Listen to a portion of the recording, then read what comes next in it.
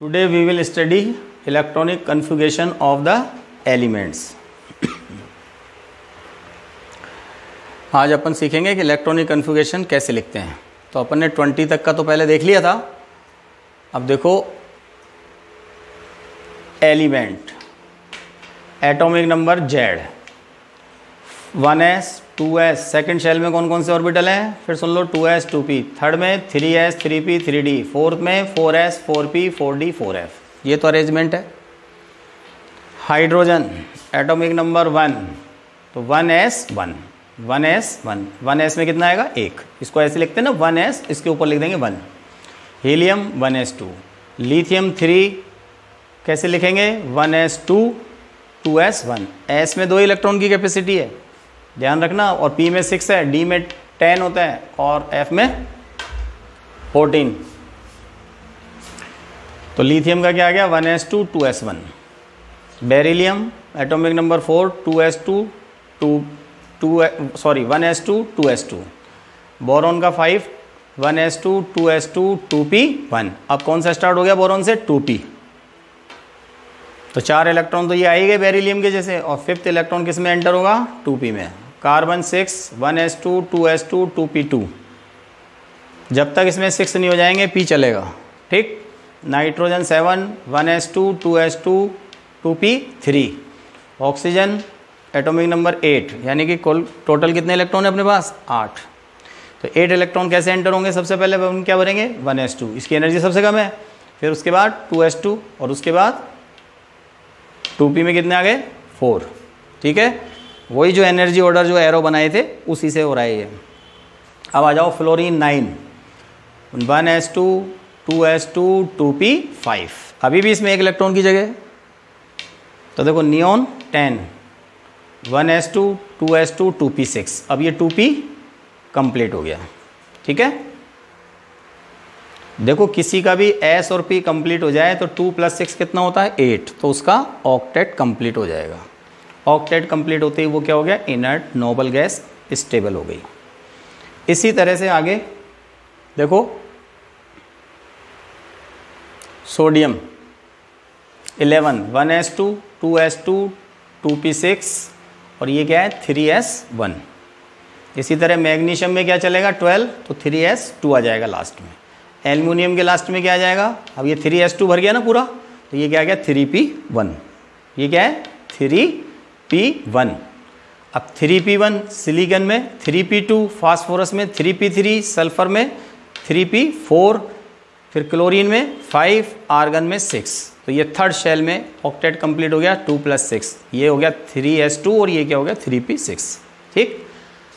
तो यहाँ तक तो कंटिन्यूएशन में ऑटोमेटिकली इंक्रीजिंग ऑर्डर है। अब इसके बाद क्या आ रहा है 3d और उसका बाद क्या आ रहा है 4s। तो मैंने आपको बताया था कल 3d से 4s की एनर्जी क्या होती है कम, क्योंकि 3d के लिए n + l वैल्यू कितनी है 5 और 4s के लिए कितनी है 4, तो n इसका कम है तो इसकी एनर्जी कम होगी। तो 3d से पहले अपन को इलेक्ट्रॉन किस में फिल करेंगे अपन 4s में, वो यहाँ से स्टार्ट हो रहा है। देखो पोटेशियम 19, देखो 1s2 2s2 2p6 3s2 3p6 और ये 3d छोड़ के और यहाँ 4s1 आ गया समझ में। इसके बाद s में 2 इलेक्ट्रॉन है तो ये हो गया 4s2, किसमें कैल्शियम 20 में। अब जब s कंप्लीट हो गया तो 4s के बाद क्या आएगा 4p, और अपन ने क्या अभी भी इससे पहले क्या छोड़ के गए अपन 3d, तो 4p से कम एनर्जी है किसकी 3d की, तो वापस किस में आएंगे अपन 3d में।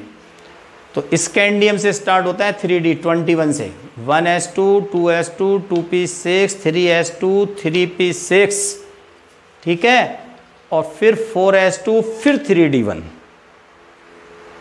देखो वैलेंस शेल तो ये है 4th, वैलेंस इलेक्ट्रॉन कितने हैं 2, लेकिन कोई पूछे लास्ट इलेक्ट्रॉन कौन सा है, तो लास्ट इलेक्ट्रॉन कौन सा है ये वाला है जो 3d में गया है, जिसकी सबसे ज़्यादा एनर्जी है, सबसे बाद में अपन ने उसको भरा है, लेकिन लिखना उसको वही है क्योंकि इसकी जगह तो यहीं रहेगी ये 3s 3p 3d, ठीक। इसकी एनर्जी ज़्यादा थी इसलिए पहले 4s में 2 इलेक्ट्रॉन फिल करके फिर अपन 3d में आए, ठीक है। इसके बाद और देखो टाइटेनियम में कितने हो जाएगा 2। अब डी में कितने की जगह होती है, इलेक्ट्रॉन कैपेसिटी कितनी है 10, ठीक है।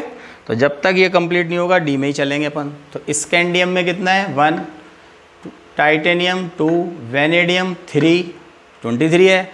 अब ये क्रोमियम या स्टार बना हुआ है, एक्सेप्शन है, वो समझ लो 24। तो अकॉर्डिंग टू n+l रूल क्या होना चाहिए, यहाँ पर 3 के बाद क्या होना चाहिए 4, और यहाँ क्या होना चाहिए था 2। लेकिन क्रोमियम में हाफ फिल्ड होने की वजह से, देखो मैं आपको बता दूं एक बात कि डी में कितने इलेक्ट्रॉन होते हैं 10, ठीक है,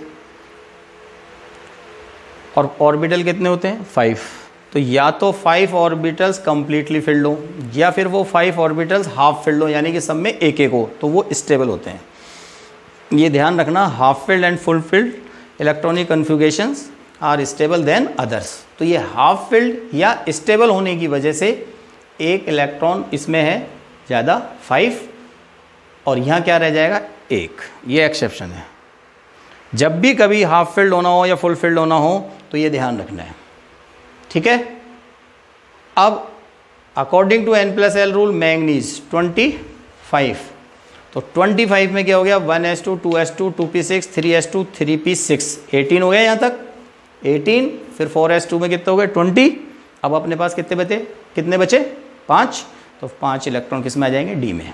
ये भी हाफ फिल्ड है, ये तो ऑटोमेटिकली हाफ फिल्ड है, और ये थोड़ा सा इससे पहले एडवांस में हाफ फिल्ड हो गया, ये ध्यान रखना है आपको। इसके बाद ये 26, तो यहाँ तक तो 20 है, और 6 इलेक्ट्रॉन किस में आ जाएंगे डी में। फिर कोबाल्ट में कितने हो जाएगा 27 में 7, 28 में 8, और 29 में, अब वही 9 होने, तो 9 होने के यहाँ 9 और यहाँ 2 लिखेंगे, वो गलत है, उसकी जगह अपन को यहाँ 10 फुल फिल्ड करना है इसको पहले, ये भी स्टेबल हो जाएगा। तो ये फुल फिल्ड 10 और ये 1, तो ये कॉपर, और एक ये अपने पास कौन सा है क्रोमियम, ये दोनों क्या है एक्सेप्शन है, ये अलग से ध्यान रख लेना। और फिर कभी टाइम मिला तो इसका भी और भी रीजन समझा दूंगा मैं आपको। और जिंक 30, तो जिंक में 1s2 2s2 2p6 3s2 3p6 4s2 फिर देन 3d10। अब एक एग्जाम्पल है, right the electronic configuration of Mn2+, Cr3+ और कोबाल्ट 3+। अब देखो ये आयन है तीनों, जिस पे भी चार्ज होता है वो क्या होते हैं आयन, इनके इलेक्ट्रॉनिक कन्फिगरेशन।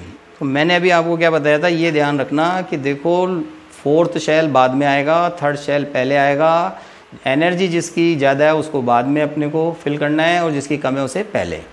बच्चे क्या करते हैं, आप लोग क्या करते हो कि जिसकी एनर्जी ज़्यादा है उसको बाद में ही लिख देते हो, उससे आपके इनके सबके कन्फिगरेशन गलत हो जाएंगे, और वो आदत हमेशा के लिए ख़राब हो जाएगी, और उससे काफ़ी लॉस होता है। तो वो आप ध्यान दो, देखो मैं बताता हूँ कैसे।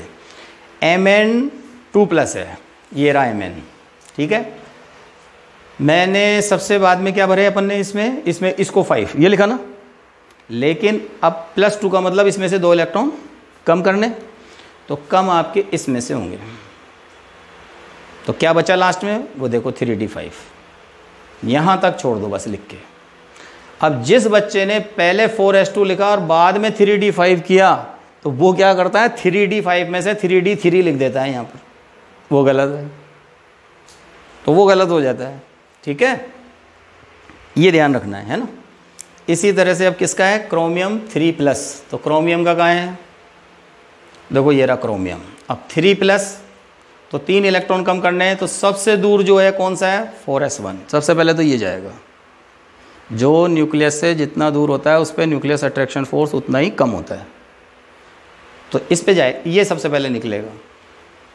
अब कितने 2 और निकालने हैं अपने को, तो 2 इसमें से माइनस कर दो, तो क्या बचेगा 3d3, ठीक है, ये 3d3। इसी तरह से कोबाल्ट +3 है, तो कोबाल्ट 27 3 है, तो 2 तो इसमें से कम हो जाएंगे, और फिर इसके बाद इसका नंबर आएगा 1, तो क्या बचेगा लास्ट में 3d6, ठीक है। In next class we will discuss magnetic quantum number small m and spin quantum number small s। 2 quantum number है, वो बाद में करेंगे अपन।